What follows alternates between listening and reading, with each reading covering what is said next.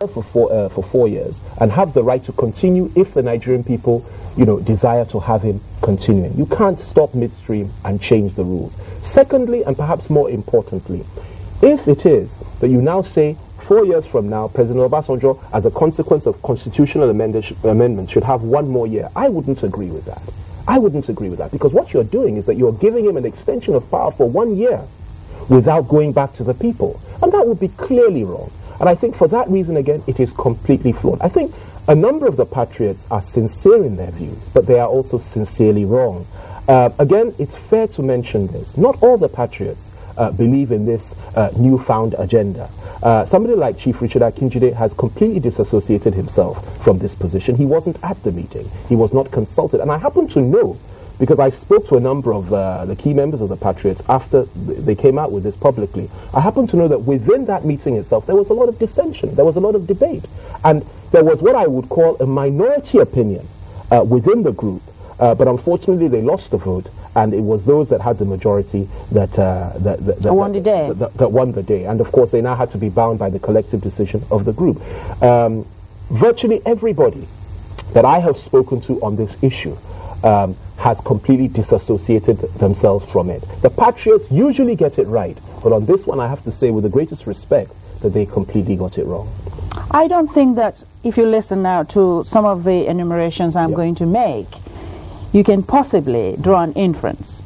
Oh, that's why we should go on break now. Okay. And we come back. When we come back, I'll make the enumerations.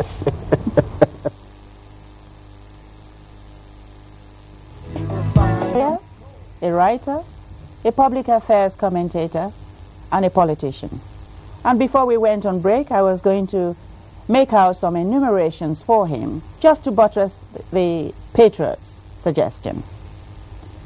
We take it one at a time, shall we? First, the Electoral Act, or bill.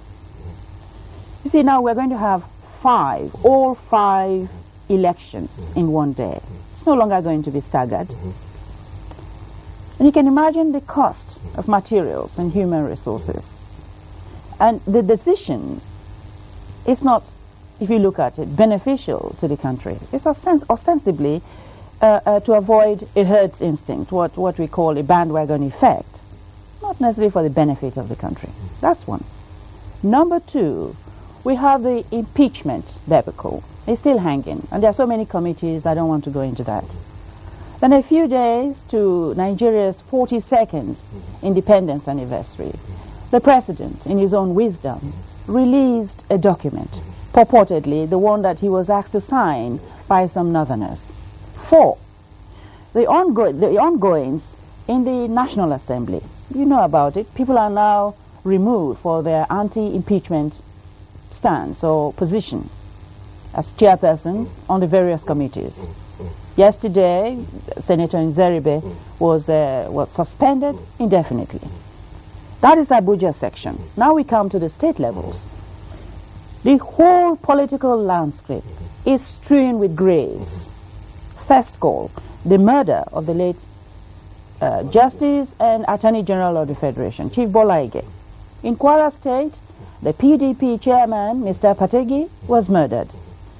In Kano State, the UNPP chairman was murdered in front of his daughter. In Onitsha, the Nigerian Bar Association chairman and his wife was murdered. In Enugu State, the assassination has become the order of the day, and so on and so forth. I don't want to go on with all these nasties this morning. If you paid attention to all these enumerations, Mr. Fani-Kayode, you cannot possibly, infer or draw an inference that the patrons had no good rational reason for making that suggestion, or would you? Well, let me, I certainly would, and let me put it to you like this. First of all, I could respond to each one of these enumerations clear, but it's for time constraints, I wouldn't do that. Let me just respond generally. Though it is a tragedy what we are going through in this country. There's no doubt about that, especially when it comes to the loss of life and so on and so forth. Nobody should belittle that, and we should do everything that we possibly can to ensure that this sort of thing doesn't go on. And of course there are pitfalls. There are all kinds of challenges that we have to face. But the fact of the matter is this, and this is the fundamental issue. Even if you were to put this suggestion that the Patriots made through, it does not guarantee that these things will not happen. The fact of the matter is this. If, for example, you have a new president next year, maybe 2 years into his term of office, certain people may not want him to be there for the remaining 3 years simply because he may be doing the sort of things Obasanjo is doing today, and they may want him out at all costs. And what do? They heat up the system. They instigate people to impeach. They organize all kinds of assassinations all over the country. They destabilize the country. They make all kinds of allegations. They say the most irresponsible things. What are they trying to achieve? Simply to ensure that the man doesn't come back. If it is Obasanjo this happens to today, it will be, and we allow them to get away with it, it will be somebody else tomorrow. 2.5 years into the tenure of or perhaps the next president, if this proposal is accepted, this sort of things will be done and we'll be back to square one. And perhaps the Patriots will now come back at that point and tell us, well, maybe we should reduce his tenure of office, to 2 years as opposed to 5 years, and so on and so forth. You cannot respond to the challenges of nation building by changing laws midstream. It's like going to play a game of football. You're winning, halfway through somebody tells you that, listen, let's change the rules, let's reverse the trend, let's ensure that you do not win this game. The problem these people have is that if you look at Obasanjo's record and you judge him on his record alone, they cannot stand against him in an election, and nobody on the horizon today can beat him. Therefore, they have sought to heat up the system and to ensure that he's not allowed to come back. And unfortunately, the Patriots have been somehow shaken by this. And they have allowed themselves to be intimidated by the circumstances on the ground. Well, we will not allow it to happen. We are not intimidated by the circumstances on the ground. We will see it through. There will be elections next year, and we will go through. I do not see and by the grace of God, we will win. I do not see it as an intimidation at all. I do not see it as a self-seeking suggestion. The reason, I'll give you one or two reasons. Good. Again, let's spend some time here. I'll give you one or two reasons. These are senior people. Right. They're not looking for jobs. Let's put it modernly. They're not looking for jobs. Pade Sonia was there. His daughter, if you are self-seeking, his daughter is a minister in this administration. So you wouldn't say that.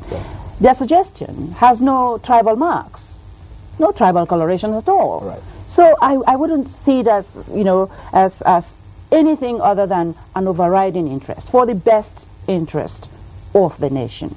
That's the way some people see it. Okay. Well, you're entitled to your opinion. I'm entitled to mine.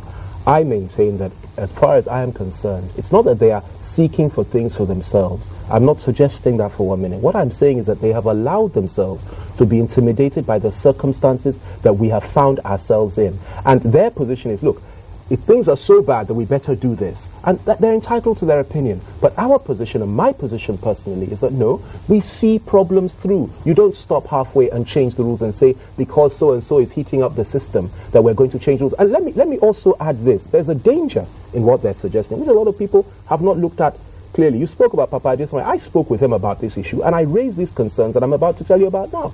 The first thing is this. If it is that this proposal is accepted, who benefits? The fact of the matter is that you may have a situation where the presidency, one way or the other, somehow goes back to the Northwest, which at this point in time in our history is not the sort of thing that most people would accept from this part of the country. Now, rightly or wrongly, I'm not one that would say that, Nigerians should not vote for people from any part of the country. Far from it. But what I am trying to say is this.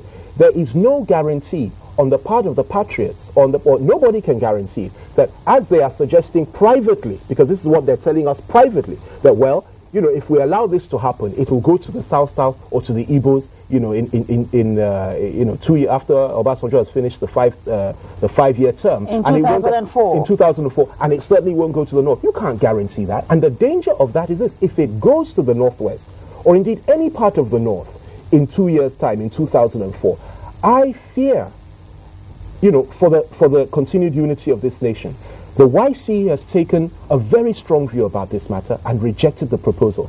The OPC leadership in the West has rejected this proposal. Many people, not just in the Southwest, but throughout the South, have been sensitive to this danger and have rejected this proposal. And let me add this. It is interesting that the Middle Belt leaders did not refuse to attend that meeting because they knew what was going to be discussed. And they wouldn't go because they did not want to be part and parcel of this thing. My position is this, and the position of many